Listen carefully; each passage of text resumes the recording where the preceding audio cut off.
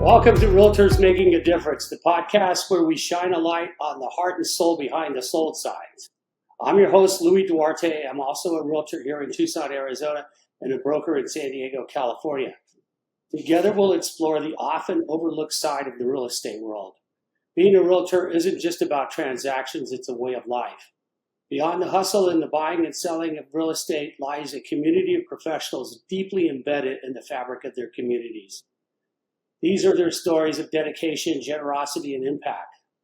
From revitalizing local parks to sponsoring youth sports teams, organizing community cleanups, and leading charity drives, realtors nationwide are rolling up their sleeves and making a difference.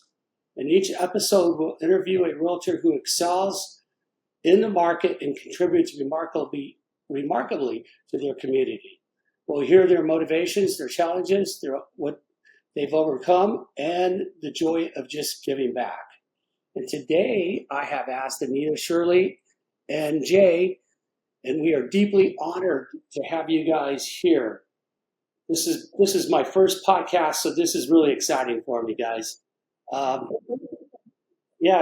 introduce yourselves. Tell us about your brokerage, how long you've been in the business, and about your business. So I'm Anita Shirley, Jay Shirley. I've been in real estate for just about 20 years, and you're how long? 10. 10 years. So we're a team. There's about 4 of us in our office. So we are a moving and grooving team. It takes a team because we have the Lifehouses that we do as well. So having a team help us do it all really does help. Yeah, I can imagine. Yeah. So I understand you guys have won, and I've watched the video, which is amazing. The Good Neighbor Award, both locally and nationally. And you have a little business called Lifehouse. Is that correct? Yes. Yeah, it's a nonprofit. Please share about Lifehouse. We'd love to hear what you guys are doing. Well, it started actually, a long time ago. It was official in 2008. So we, long before then, we had young people that would live with us from time to time as our kids were growing up. And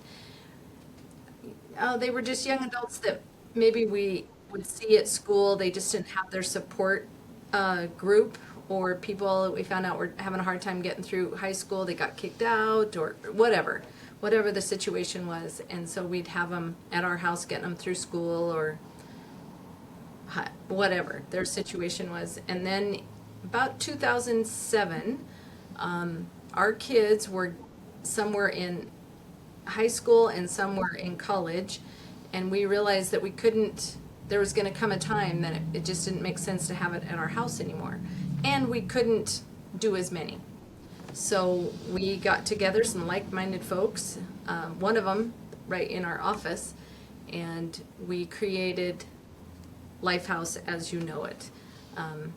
Being in real estate, we did, before we even had a board, we went off and bought the houses because we had a heart for it. So it's like, okay, we're in real estate, let's just go buy it. And so we had a couple of houses going and filled them with young adults that were transitioning, either from just getting out on their own or out of party life or out of foster care or out of the jail or just out of messes, out of a hard living situation. So it's a variety of kids that are in there, and then the houses are surrounded by influencers that speak into their lives, share from their story, their experience, and teach the young adults life skills, leadership, self-leadership, things like that. And so the houses themselves that we have right now, they are independent living. So they live on their own, so they can make their own choices, but then they are surrounded by people that are speaking into their lives.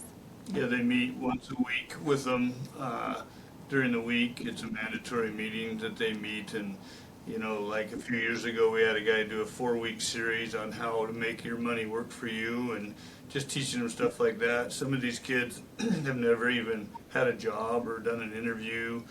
You know, especially when you're in foster care and stuff, you can't drive, you can't do certain things. So we're trying to teach 19-year-olds how to drive and different things like that. So, yeah, we have a guy's house and a girl's house now. Um, the girl's house houses 4, and the guy's house houses 7 at a time. We've had over 200 kids go through the program so far. Wow, that's amazing. That's touched my heart, really. Seriously, that's great. Um, Jay, you were saying that you've been in real estate now for 10 years. What were you doing before? I was a co-owner of a sporting goods store and a Western store here in town called Capital Sports. I was with them for 18 years. A Western company called Corral West that doesn't exist is what brought us to Helena, Montana from Cody, Wyoming. And like Anita said, we've always had somebody living with us, and a lot of those kids I'd meet in my store. And I'd tell Anita, hey, there's this kid. For some reason, he grabbed my heart. And next thing I know, I'd see him at a rodeo, and he's by himself. And you know, we start talking to him, and then pretty soon he's living with us because he really doesn't have a home life, you know. Well, having that Western store sure points out the good taste you have in hats there. There you go. That's a good looking hat. Thank you.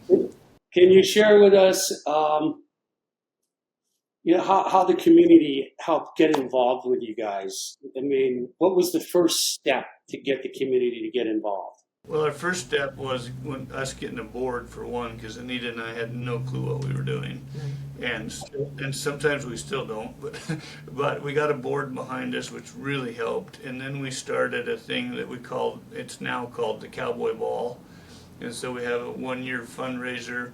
We get silent and live auction items, and then when we get done, we have a big dance for a couple hours afterwards down at the fairgrounds, and we usually get 450 people there each year to support us. Helena is a great town for supporting nonprofits. It's huge how they support nonprofits, especially when they get the heart behind it.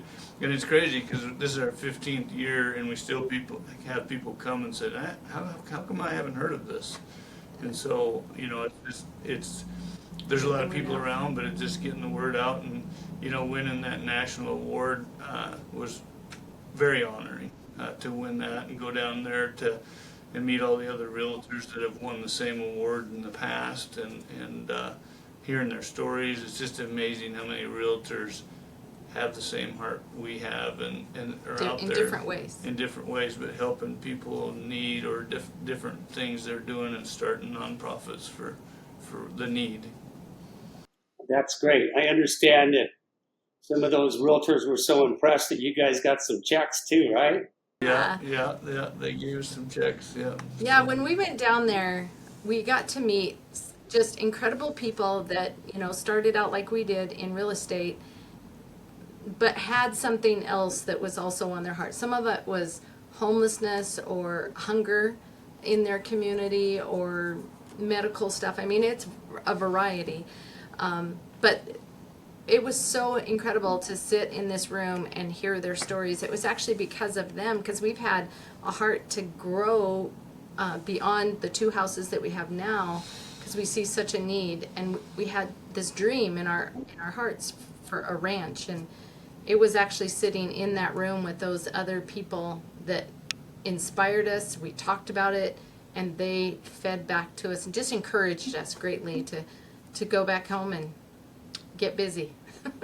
So we're going to grow some more. That's for so sure. our goal is to have a ranch that we have a couple couples there that are, you know, hands-on and teach these kids how to get their hands dirty, teach them how to work, and then some of those, because some of these kids that we get offered are a little tough to be in the house when there's no oversight like that. We have had some, and we've had some success and some failures with them, but you know, we just like a place that they could, you know, have some horses and learn how to garden and just how to do that kind of stuff, and drive and give somebody, because what happens is if we bring them home before they go in the life houses, it seems like they thrive. succeed and thrive more because somebody cared. And a lot of them have never had that nobody cared, you know. That's great. Have you guys already picked out the land that you're going to do this on? No, we're waiting for that rancher to hear this and give it to us. I hope they do, really do. The podcast is going to be on several different platforms. So Yeah, I really, that was one of the reasons that we haven't moved ahead or hadn't moved ahead, because it just seemed like such a big idea, because you need the land, you need the couples and all that. But Need the houses. yeah, the property built up. But you know, if you'd get the word out, what if there is people out there either that financially will sow into it, or there might be a rancher out there that's wanting to retire and wants his land to actually be a purpose to the next generation. You don't know. So we're getting it out there and seeing what happens.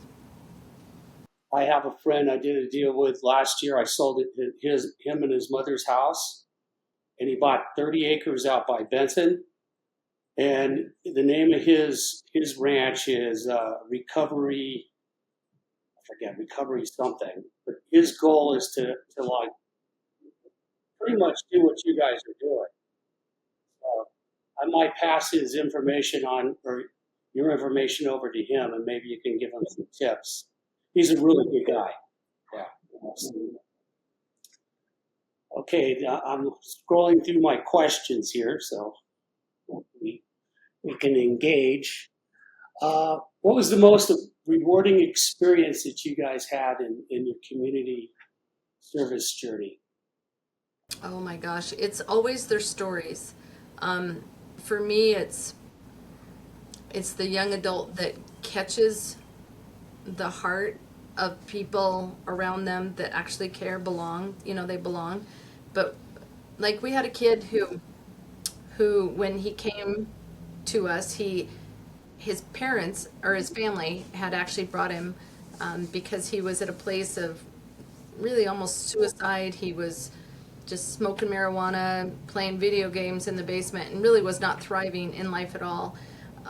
Depression was huge. And anyway, we met him, and honestly, when we sat there, I was like, gosh, I don't know if this guy's going to come through, because he just wouldn't look you in the eye. He And slumped over. yeah, and you just didn't know if he was going to, catch it. But 3 years later, he actually spoke at our fundraiser in front of, 300, 400 people, and like, knew who he was. He was confident, and he went out of our program to another city to start a business, and he's just like, he knew who he was, and he knew he had something to offer, and that is a success to me. That's the moments that you cry a lot. And yeah, we get to be a part of their story. It's really, we get more out of it, I think, than they do, just because we get to watch that transformation. Yeah, when you see stuff like that, it kind of brings tears to your eyes just to see the transformation. I'm involved in. Go ahead. Sorry. We've got some kids that, they've been in the foster care system. One gal, she was 18 and she had been in 17 homes. And she just kept going, just one after another, and just kept getting kicked out. And we got a kid in the house right now that he's been in the system since he's been 3. It's all he's ever known is really the parenting of the government system. And so to see someone like that be able to come out of that and thrive in your community and go on to make a good family is, yeah, that's where it's worth it. That's pretty awesome. Yeah, I'm involved with the recovery world, and I do these workshops. And we had this one young lady. I swear, I didn't think she was going to make it when I first saw her. I mean, she was like, I actually thought there was something physically wrong with her besides addiction. And after she was like in the 7th week of the workshop, all of a sudden you saw this bright face and this confidence. And she kind of lit up the room when she walked in. She had actually, I think her parents had taken over her baby, and she got her baby back, and yeah, she's doing well. It's just a great feeling, really. Yeah, It is. we had a young man in Missoula, and his counselor called us, and he'd been in the youth prison over there for 2 years, and we told the guy, I said, hey, we'd love to help him, but we need to meet him and go over there. And he'd come in the room with handcuffs, and we were just like, wow, what the heck, And anyways, long story short, they ended up letting him go a couple months later with us, and we're driving over here, and he hadn't seen the outside of those walls for years, and they let him go because they wanted, this guy really believed in him. And we brought him over, and he just took him down and bought him some clothes, and he went out right away and got 2 jobs. And and he was labeled, they labeled him in there, and he come out, and when he turned 21, we burnt all of his records and his papers at a bonfire. Yeah. And he ended up getting married and has a kid now, and over in Missoula, and we were the only family that showed up for the wedding, and it just, stuff like that, to watch that success and giving someone a second chance or a third chance. That's a great story. And you've built a community too, so I would imagine some of the community joined you guys for the wedding, right? Well, not that particular time. That particular time, well, kind of. There was one of the kids that had been in the guy's house, went over with us. But yeah. Speaking of our community, though, when you said community getting behind what you're doing, there's no way that Jay and I could do what we do without our community. One, their generosity of funds, but also their time, volunteers, and every time we do a fundraiser, we always have a lot of people that are like, okay, what can we do? What can we do? Do you need people on your board? What do you need? And do you need more influencers? I mean, people just really have a heart to get behind, things that are going on in the community. And so we just really have a fantastic community that's behind it, for sure. Oh, that's great. Build it and they will come, right? I love that. Yeah. What are your biggest challenges and how have you overcome them? Time. I would say time, yeah, because we are kind of like at the houses. Their stories are what they are all about, and working through that with them. But it's also, we have a passion for that even within our real estate business. It's their story. It's being front and center and very on top of it within real estate as well, because this is their story. Even though it's just real estate, that's sometimes their biggest asset, right?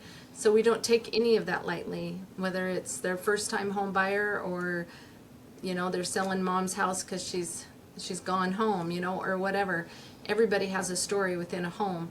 And so we take it all very seriously, and it's, both of them are our passion. Really, they both are.